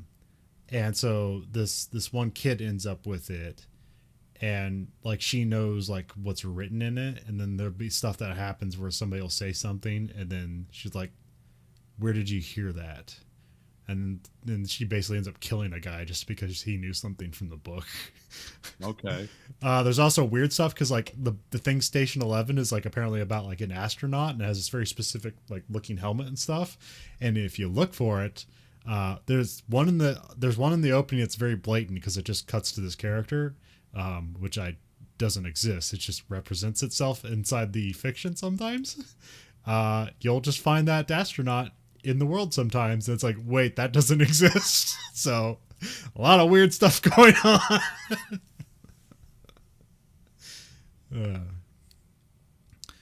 But yeah, also I remember the book, but oh yeah, okay. yeah, I mean, I didn't read the book. I just remember hearing. Oh, it just okay. Yeah, it kind of yeah. I think it's better if it's based on something because it kind of seems like this seems a little soon for the for the flu apocalypse. Because it seems like this is gonna be directly based on like the dealing with the pandemic and stuff like that. But here it just kind of kills everybody. So. Published in 2013, so yeah. I'm not sure when they started production on this show though. It's an HBO Max exclusive. Oh, okay. Which they're coming out. Yeah, they're finally coming out with season 2 of Raised by Wolves, and it's just called Raised by Wolves 2. Yeah. Man, that show is fucking crazy. I can't call that a good show, but it's so fucking crazy. It's like you got to see this. Like, is it good? No, watch it. Just weird. Weird. You can't guess anything. It's super violent. Weird imagery. Looks good. I mean, it's it's Ridley Scott, so. Yeah. Oh yeah. Yeah, and I hear good things about Yellow Jackets as well. I hear it's a similar thing where it's like a plane crash, and then or maybe it's not even a plane crash, but it's like you see people as adults, and then you cut back to when they're kids, and it's supposed to explain everything, and tons of violence and everything. Yeah. Oh yeah.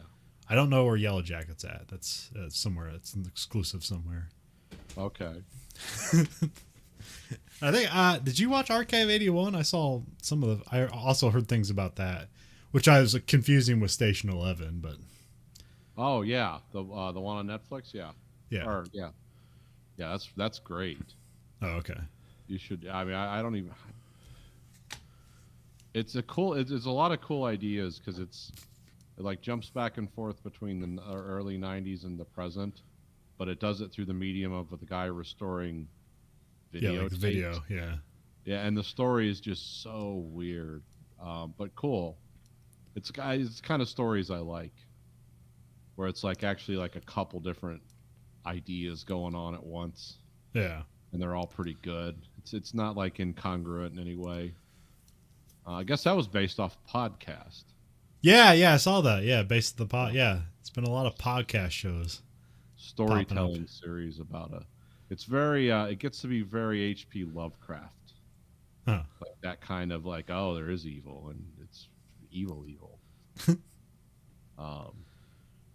So yeah, I mean, but it's I say the first 3 episodes are probably my favorite part because it's so much mystery and it's characters you like too. Yeah. As you come to understand these people, especially the guy doing the restoration on the film, it's like, oh wow, this is dark, and it all kind of connects together in a way that makes sense and is also completely nuts. But yeah, that's I saw just like I don't know, probably like the first half of the first episode. I thought some of the new, like the guy's just selling tapes in the middle of New York. Tape, had no idea what it's on them. Yeah, you hope it's homemade porn or something. Yeah, because it's like cassette tapes and VCR tapes, and it's all this lost medium stuff. Yeah, but it does he gets sent like a digital 8 tape or whatever, but the cassette is all burnt up, but like the film is still there, and he like undoes it and starts watching the tape. Yeah, because that's his job. Like that's a job you can have. Yeah, it's it's like digital media archive or something like that. Yeah. So they're basically just taking everything and archiving it in computers. Yeah. But yeah, it's that's very good. I enjoyed that a lot. I watched that over 2 days, so I was doing a lot of watching of that show. Sometimes it shows like that, like it's like that movie Richard Gere did. It's the Mothman Prophecies. Yeah, that's it. Yeah. Like, it's not a great movie, but there's some great scenes and ideas in it. Yeah. It doesn't all hold together, but it has its moments where it's like, oh wow, that's so weird. Like, what? There's no way to explain what is happening here, and even the things that are happening are so strange. And then, because there was another movie, Fire in the Sky. that one's watchable, but it's silly. The Mothman Prophecies is like more like, and stories like that. I like those stories where it teases the supernatural, then it denies it, and then in the end it becomes the supernatural, but it's incomprehensible. It's like there's no answer. It's just a weird. No, there was one on HBO. Oh, The Empty Man. Oh, That's yeah. kind of a weird, like, effective but not great horror movie, but it's like you feel like you're getting. There's like 3 points of ideas in this movie that are all cool. The follow through is not great on them, but it's like, well, they put a lot of time into this movie. Someone obviously thought about this. I guess it's based on a graphic novel. Oh, okay. But Yeah, I saw the Red Letter Media guys were talking that one up, where it's like, because I guess it got just lost in the shuffle, where like it's not, there's like no like DVD release or anything like that. I never heard of it. Yeah, but I looked at the actors, and I like. Well, if you look at the trailer, it just looks like one of those like boogeyman movies. Yeah. But I guess there's a lot more to it than that. Yeah, there is. Again, it's not perfect. It's exactly like the Mothman Prophecies. It's like, well, there's a lot of cool ideas here, because you think it's some kind of like Candyman movie, like from the title, from the trailer, and then you watch it, and like the first 30 minutes of it is like in the Himalayas. And it gives no ideas about the origin story of this at all. It's just like creepy imagery and people going nuts. But it's like, oh, wow. And then it jumps to almost like another movie where we're looking for a lost teenage girl. And then it becomes like, it's almost like the 3 big points of the movie, 2 of them involve the same actor. But it's like, oh, everything's changing. And then it's like a chase movie. It's like, oh, wow, this has like 3 very distinct, almost unrelated acts. This is weird, but cool. It's like 3 episodes of a television show crammed together as a movie. Yeah, and again, in the end, it's like, oh yeah, it turns out to be some weird shit and evil, but there is an explanation given, but it's almost totally nonsense. It was just like, oh, it was just fun getting here. You know, I don't have any great takeaway on it, but it's like, yeah, I like movies like that sometimes. Like, yeah, it doesn't have to make sense. You don't have to explain it to me. It's just unknowable, whatever. As long as it's like picturesque and there's good acting and at least what the characters are doing, it's like, I guess I could see that. I don't know, quick F1 regression. I finished watching 2012 season of F1. Okay. Yeah, if you're Alonso's bad luck, there's like Alonso was like leading the championship by like 40 points or something. And then like 2 races in a row, like he crashes out of it. And then at the same time, Vettel goes on like a 4-race winning streak. And pretty much just like evens everything out. And like because like so long after those 2 crashes, I think he's on the podium like almost every time after that, but Vettel still ends up winning. Yeah, Grosjean has a crazy crash at Spa. Grosjean crazy crashes. Yeah, not that one, but not the one where he catches on fire, but it's somewhere like he gets away and then like he thinks he has like enough room to just like cut across the whole track, and he just like runs into like this like the like top corner of Lewis Hamilton, and then like ends up like other cars are like trying to get out of the way, and like 2 cars end up getting thrown and twisted around, and like one nearly decapitates Alonso, and it's like Jesus Christ. That would have been a bad season. Yeah, he got a race ban for that crash. Oh, really? Yeah, they didn't let him race the next race because of that. What was his explanation for it?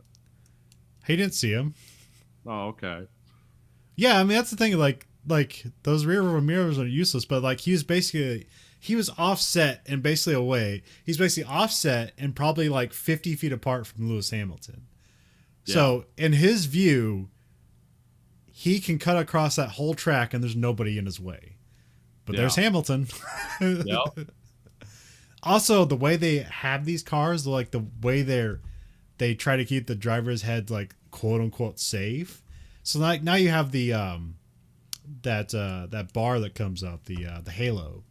Okay. But then what they just had was just higher sidewalls. So like you can like their heads like barely sticking out of the top of the car because they have all these sidewalls around them. So it's just more shit in their way. So they can basically see forward at like a 50 degrees like wedge. Yeah. But they can't see left or right. So they're just looking down essentially a widening tunnel. Yeah. What they got, okay. But still, they did not excuse that. And they're like, yeah, we're going to ban you. Because, I mean, that the whole season, like, it's like Grosjean either has like this cool race where he's like somehow the tires aren't falling off and he's really speedy and like making moves on people, or he crashes in like the first turn. So they're getting tired of it. The old mixed bag. But I don't know, some people get called out for being crash happy and other people don't, because like that happened to Verstappen too. Like Verstappen, it's like he's either on the podium or he crashes out of the race, and in like 2020, like he crashed out of like 6 races and all his crashes were basically his fault. But no one's calling him Grosjean or crash happy, so they call him champion. Yeah. Yeah, I don't know, something like these drivers, they worship Ayrton Senna, and like one of the like famous quotes from Ayrton Senna is like, if you're a race driver and there's a gap you don't go for, if you don't go for it, you're no longer a race driver. Huh. And so they love that. And the other thing he said is like, there's this one time there was like a rookie or somebody, and Ayrton Senna was like coming up on him and trying to pass him, and basically they ended up in a wreck, and like Ayrton Senna is like about ready to get in a fist fight with this guy. And he's like, and the guy, the rookie's like, why do I have to move for Ayrton Senna? The line's mine. He's like, because I'm Ayrton Senna and you're not. Just start hitting each other. And yeah, it's this whole like reputation thing, like where it's like, if you earn a reputation on track, like people give you leeway. And like, that's the thing with Verstappen. Like he used to just dive on the inside of people and be like, okay, you either let me pass you or we both wreck.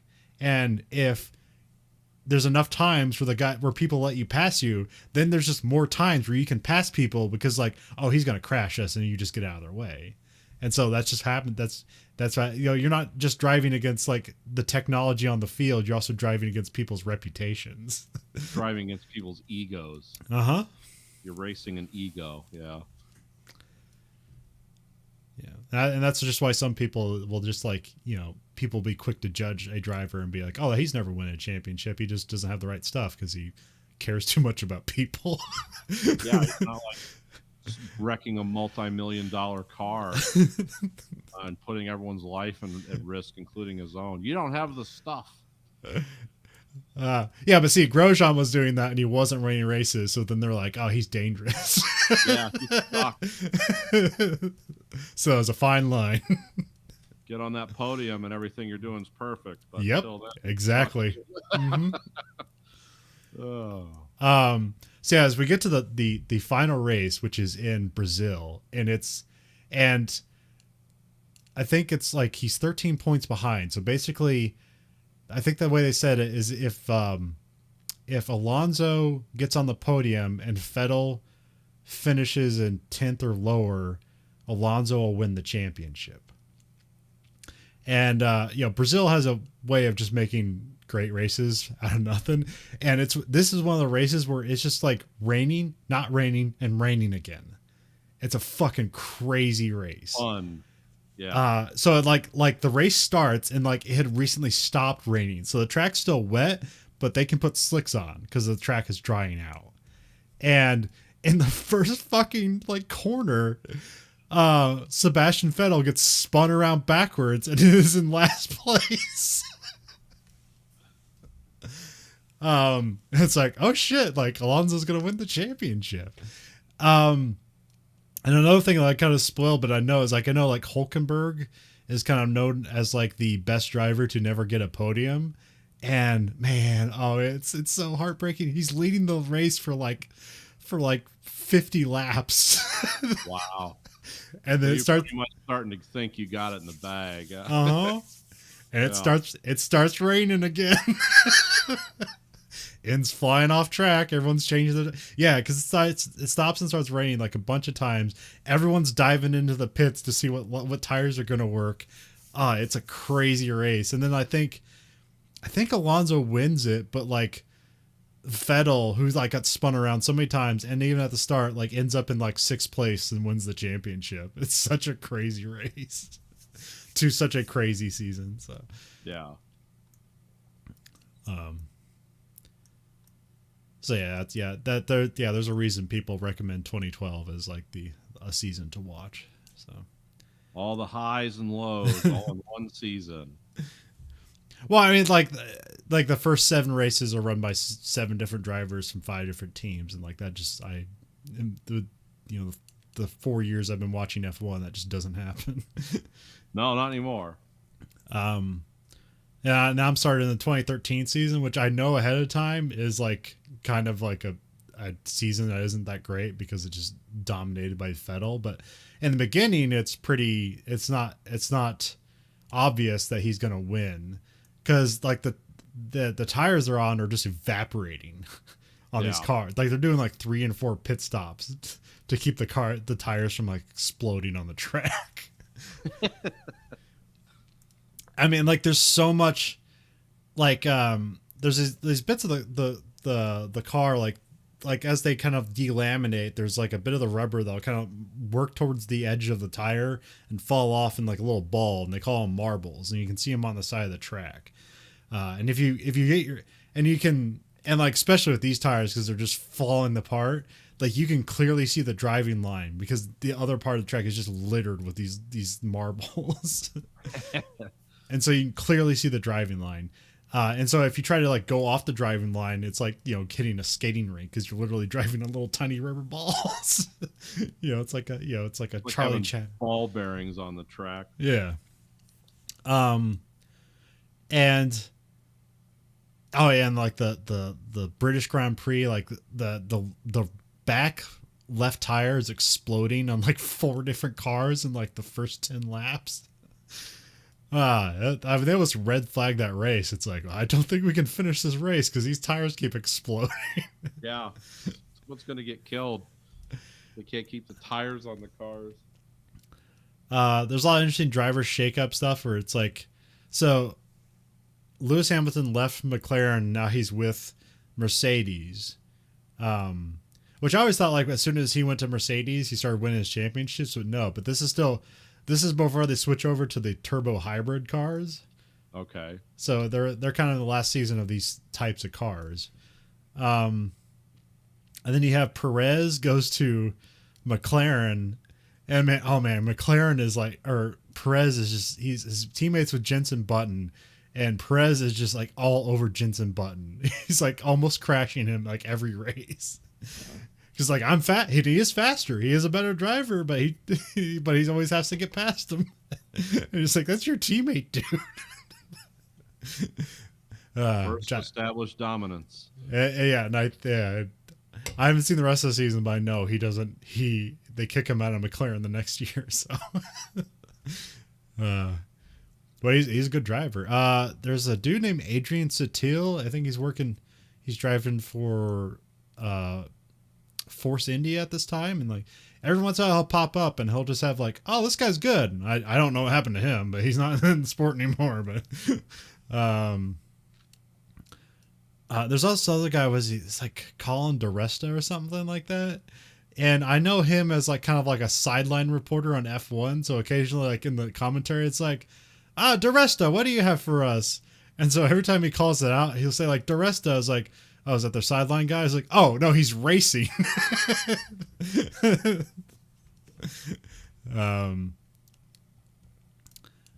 Whatever. What else is going on? I think it's like, yeah, it's the last year for that Alonso's in Ferrari in the season. It's also the last year for Weber. But yeah, this first like 5 or 6 races, it's kind of like Vettel's still winning it, but a couple other drivers are winning. But I know what I know later is that Vettel goes on a tear and he wins like 9 races in a row, which no one's ever done before. So 9 in a row, really? Yeah. It's like it's a whole tire season. It's like who can figure out the tires is going to win the championship, and at some point specifically Vettel and Red Bull figure out the tire situation and just run away with it. So. Is that the one where they still have multiple suppliers? No. Or are they all Michelin now or whoever?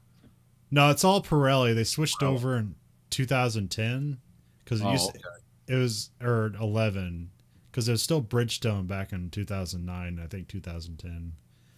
But yeah, Pirelli's been the supplier ever since.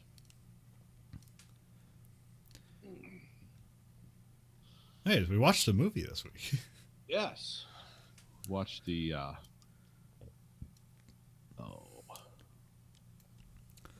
Hong Kong movie. Yes. Watched Throwdown, which was this movie was directed by Johnny To, and it was seen as a it's like dedicated to Kurosawa. Yeah, apparently it's based a lot on his first movie, which we haven't seen, or I haven't seen, so I don't know the connections. Yeah.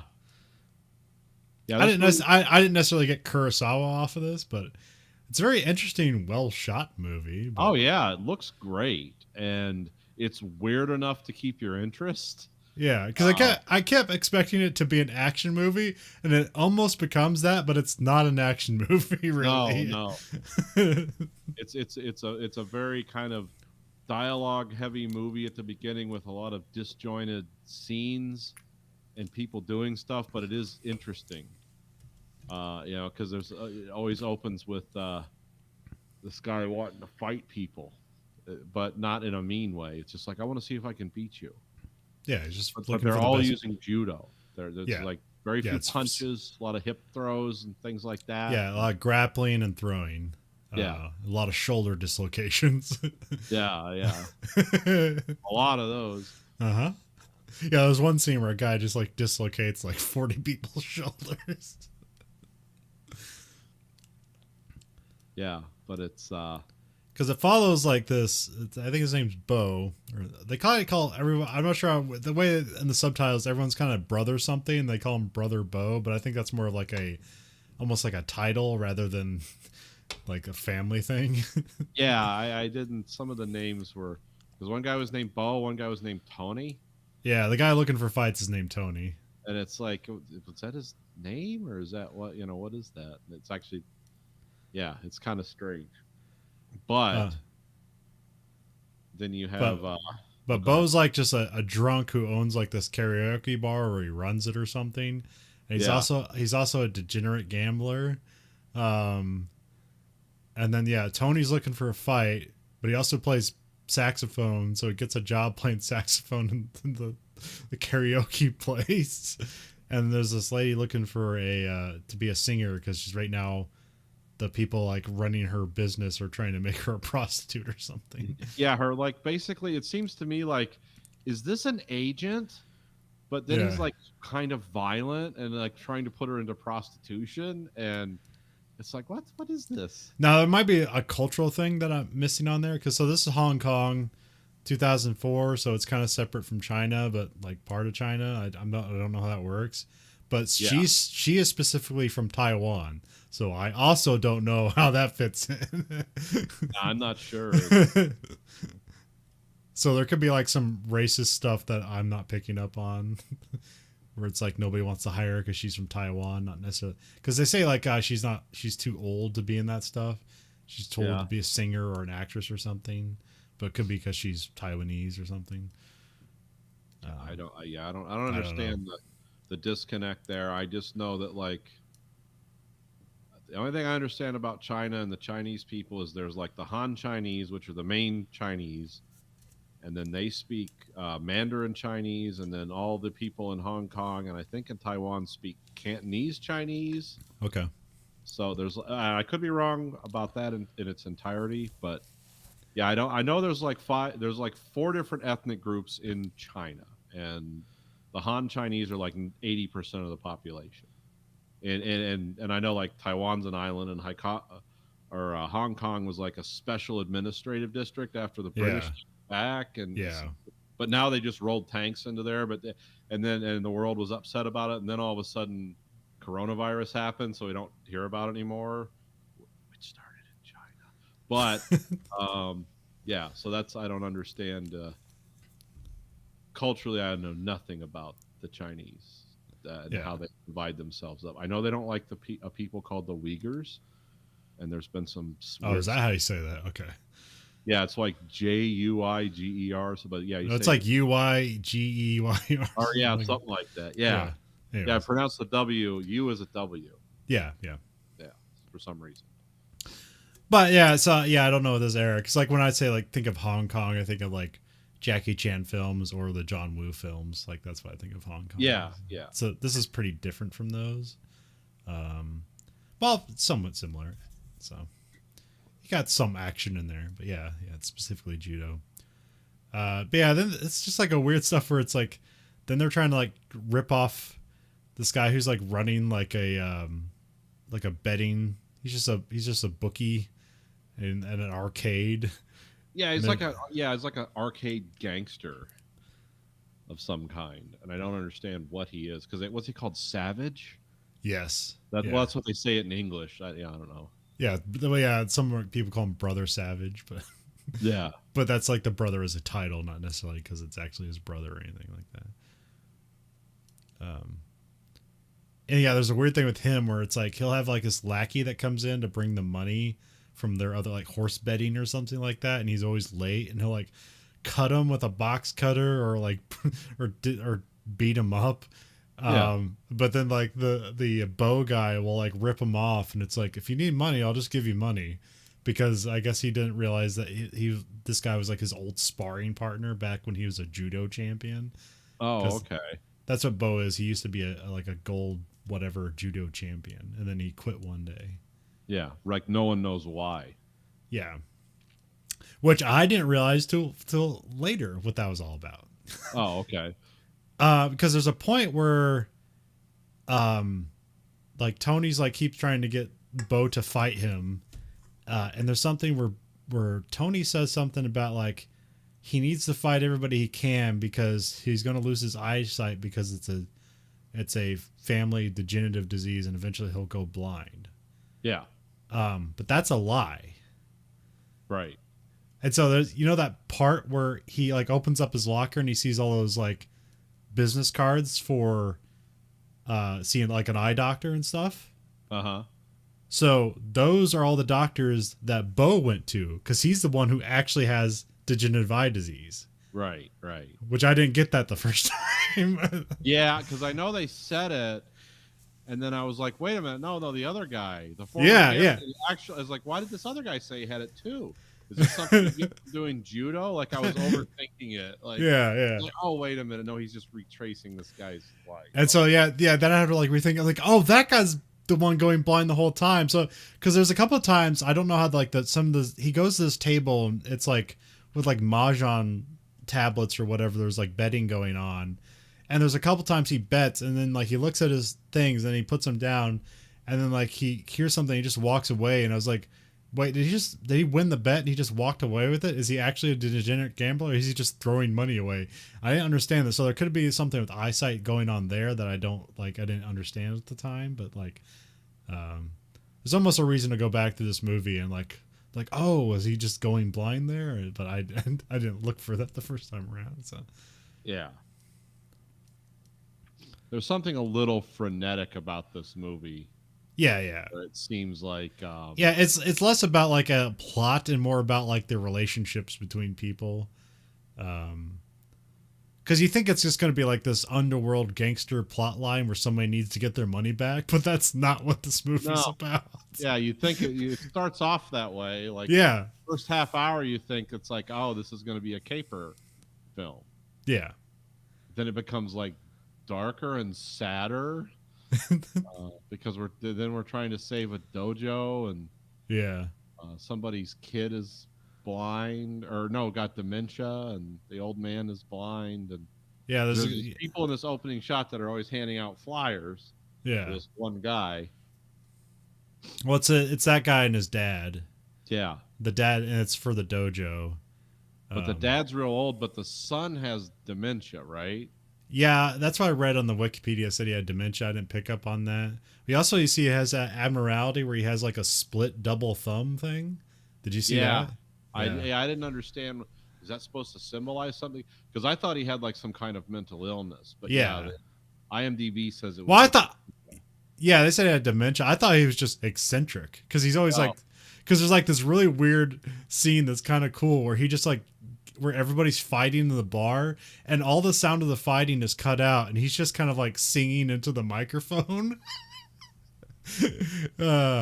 It's a really interesting scene. Oh yeah, there's a lot. Those some of those split scenes or scenes where like people are just wailing on each other in the background. In the foreground, people are singing or they're having conversations, or it's like, huh, what am I supposed to be getting out of this? Because then the movie just goes on, like it doesn't stop frame and it's like, oh, okay, no, this is what this means, and or give you some idea about. It's like, oh, we're just getting an insight into the battle in these guys' minds or something. No, nothing like that. It just kind of next scene. It's like, huh, okay, so we're just supposed to take that as is, face value. Interesting. But yeah, it's eventually like that. The guy who has dementia, his dad dies, and then like Bo kind of like takes him in and like to take care of him, and he kind of like assumes like the dojo. He's going to take over the dojo. At some point, Tony gets his shoulder separated or dislocated by one guy, and he like learns how to fight with one arm. But then the next thing, his arm's okay. And he's also just like using his judo to like con money off of people. He's like, there's this fat guy that he keeps telling like, hey, I can throw you in one move, and like I bet you $100, and like he keeps throwing that guy. And every time they do it, and that scene looks real. Like the fighting in this movie, like, oh, that's pretty convincingly real. It's because that guy like literally is twice his size. Yeah. And every time he tries to challenge him, that guy learns something new. It's like, I got him this time. And the guy always has the counter for it and just throws it. And I don't know how they're filming that, because I know that they're like, there's got to be on mats or something. There's no way they're doing that on the street, because you'd like be dead. Oh yeah. The thing about judo, it's like if you judo throw somebody on concrete, they're done. Like that's it. Like, that's attempted murder if you're lucky. If it doesn't actually become murder. Yeah, I imagine some of that stuff. They're probably like having these mats that look like streets, or they're wearing pads. Or as a tradition of Hong Kong, you're just crazy and you want money. Yeah. To do a hip toss on the street, see what happens. We'll film it live. I mean, if you're in good shape and you're like those guys, it's kind of about being like more toned than like having big muscles on you. If you're lighter, you can take a throw like that and it won't hurt you as much. I mean, you don't have fat cushioning on you, but you're not taking the force of your full body weight hitting the concrete. So, well, there's such a huge tradition in Hong Kong of action movies. It's like that. What's that city in Canada? Where it's the most beautiful people in the world. Oh, Vancouver. Where all the acting. It's like, that's not a city where there's normal population. It's like, and people in Hong Kong are the same way. It's like, oh, they have a tradition here, generations of making like really amazing looking action stuff, but actually doing it at the same time, because everything else costs money. And it's just like, you got to know what you're doing. Yeah. You can do it. But yeah, the scene where he's always fighting the big guy, it's like, I don't know how they're doing that, but it looks real. That's not like Yeah, wire the first work. one's real. The second one, it seemed like they're doing some wire work. But I don't know. I like the second one more. I was. I Like, mean, the second one looks cooler because he's like doing a bunch of flips and turns and stuff, and it's like, and judo's about using someone's body weight against them, and so on some technical level, I understand it, but it just looks a bit too fantastic for me. So I just like because judo's the only martial art I've ever like there was a time when I was into stuff like that a little bit, and I learned a lot about it. And it's like, oh, judo's like super effective. yeah, To stop an attack and get away, not to like sit on the ground and grapple, because that's when judo and like some of the other stuff run together. yeah. It's like, I don't want to do that shit. I just want to like, oh, you're coming at me, get out, get away. Remember when I showed Grayson that stuff in the living room of all places? He's like, hey, you want to do some football charges and stuff? And we like move the furniture around. He's like, how are you doing that, Dad? I said, well, you're really doing it. I'm just helping you along. And Stacy was like, stop, you're gonna hurt him again. Because this was not this was before he broke his arm, but I think it was after concussions. It's like, okay, we'll stop. So we used to do it in the backyard, but then someone rolled in dog shit one day. It's like, okay, we're not doing that anymore. That shirt's ruined. So yeah, when I was watching this movie, I kind of like, oh yeah, I'm not definitely nowhere near that skilled, but it's like I remember all this. I know what I have a rough idea what they're doing. Well, how they spar off against when it's like kind of an official judo thing is kind of interesting, where like they hold on to each other's gi and kind of push each other around, and then just kind of figure out the best way to knock each other over. Yeah, that's that turning the leg stuff is like really, it's hard. You got to have good ankles and stuff. Got to have good like leg strength to do that right, because otherwise you just break your ankle and his. It's like both attacker and defender are disabled. It's like, yay. Not what you want. Yeah, the ending was very confusing because once you figure out like this isn't about like this guy paying back like a bookie or something like that, it's like, what is it? And it's like, it's about a love of martial arts and judo. Yeah. There's something that said it was about friendship or something like that's what the director said. This is about friendship or whatever. Because he kind of reconnects with the bookie guy who's like, yeah, I'll just give you this money, you owe me. And then like he fights him. He kind of has this mini tournament by himself with like all his friends throughout his life or his bosses and stuff. And then he kind of wins his way through, and he basically gets his way to the final boss. And by that time he's completely blind. And which the other guy agrees to the fight, and they kind of fight in this like, I don't know, some sort of field. And the other guy puts a blindfold on and fights him, and then he ends up winning. And then someone's singing again. Yeah, it's the guy with dementia is singing. Just happy and sad at the same time. It's like, is he singing because he's celebrating this, or because he doesn't know what the hell's going on? Which is it? Well, it's almost like bittersweet at the end, because then they're just at the corner handing out flyers again. It's like, well, that's the rest of their life. That's the opening scene and the closing scene of the movie. So yeah, Throwdown. Check it out on Criterion. And I don't know if that was a Johnny Toe. Like, I don't know if like he's an action director or something, or if this is kind of a departure for him. But he shoots like 3 movies a year, so. When I was looking up the filmography of some of this guy, it's some of these other, because I went down a Hong Kong director rabbit hole on YouTube. Yeah, and it's like, oh my god, these people work like round the clock.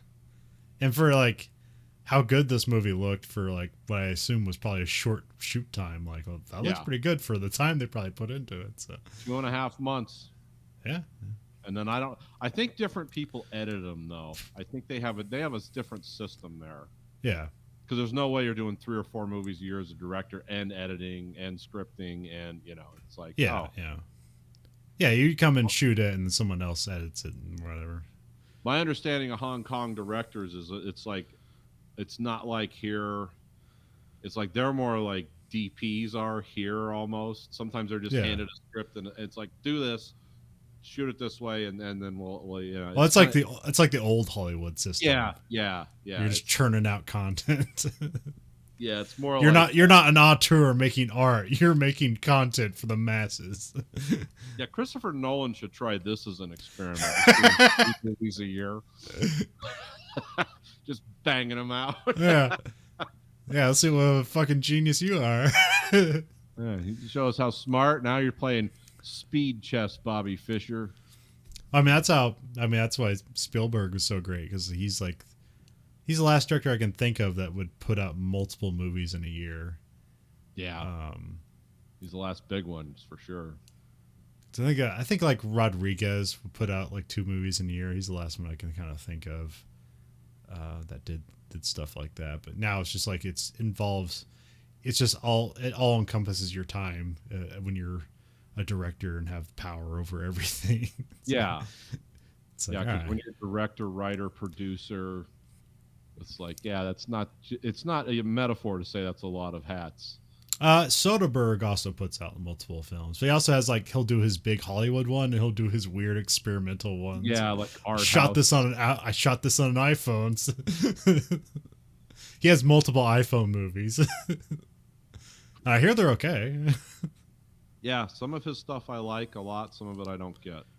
It's like guys like that. Like Spielberg's different. Like he has a crew he can trust, so he can kind of like leave a project and trust that the movie's in the can. So you guys just figure it out.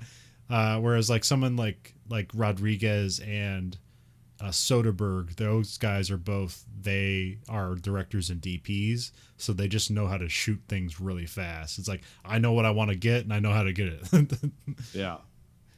So, or how about a David Lynch 3 for 1? He could probably actually do that. Yeah.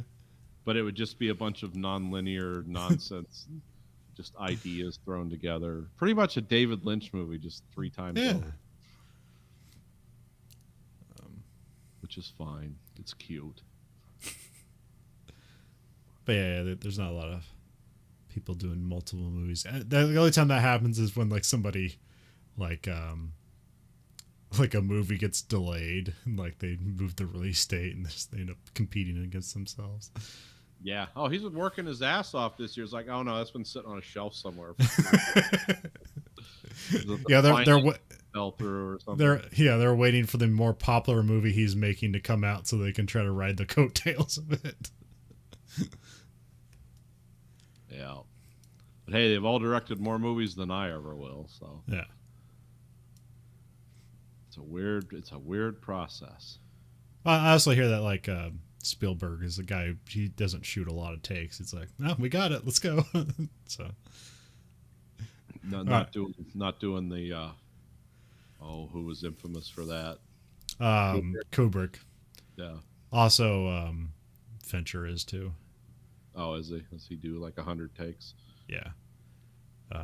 I mean, well, with Fincher, like I can see it's not just, all right, do it again, let's see if magic happens. It's like he changes so many minute things in a scene. It's like, okay, I can see why you're doing 100 takes. Because I remember this like behind the scenes of The Social Network, where there's like a scene, and it's a scene that's not like important to the movie. It's like literally like a montage scene. Like we're showing like the storefront of like a coffee shop, and he like shoots a scene. He's like, all right, change it out. And they literally like change all the tables. They'll change the laptops. So like, all right, we'll put Mac laptops in, or we'll change it with a Windows laptop, and they'll shoot the scene again. And then he'll just pick it in editing, like which one he liked better. It's like, that's insane. You just need to know it's people with laptops in a coffee shop. Like, what the fuck are you getting out of this Fincher? Like, I don't know. He knows he's getting something out of it. So I understand Fincher doing 100 takes, but it seemed like with Kubrick, it was just like waiting for the magic to happen. There are 72 shades of red, whether you want to believe it or not. Which I heard, like with the Wachowskis, I heard they heard something that that's what Kubrick would do a lot of takes, and I guess like in their later Matrix movies, like they just did like 90 takes for everything, waiting for the magic to happen, and like everybody loved their process in the first movie, and then they hated them in the sequels. Yeah, it's like, we're gonna be Kubrick. Like, oh fuck. You find out like that's the reason what's his name didn't do the movie. Guy who played Morpheus. It's like I didn't want to do 700 takes. I mean, I don't know if that's the case, but No, he wanted to be in the new one, but they didn't call him. they forget his number or something, or is there ever a reason? No, well, I mean, the only thing I know is like I know in the canon of the video games that exist in the whole like canon that Morpheus is dead. So they're like, I think in their mind it's like, well, he's gone for good, so we can't bring him back as is. So we brought him back as like this kind of like version of him. And then the thing with Hugo Weaving was different, where he like literally tried to be there for it, but just because of COVID, he couldn't like get across countries to get there to film it. So yeah, he's in Australia, right? I mean, that's where he's from. I'm not sure what he was like doing theater somewhere, but I'm not sure if it was in Europe or in Australia or something like that. Because I always hear like Australia is the harshest place in the English speaking world for COVID restrictions, but then I don't know if it's true or not. So yeah, because it once was a prison colony, and they say it's now again become one, depending on which smart-assed Australians you listen to.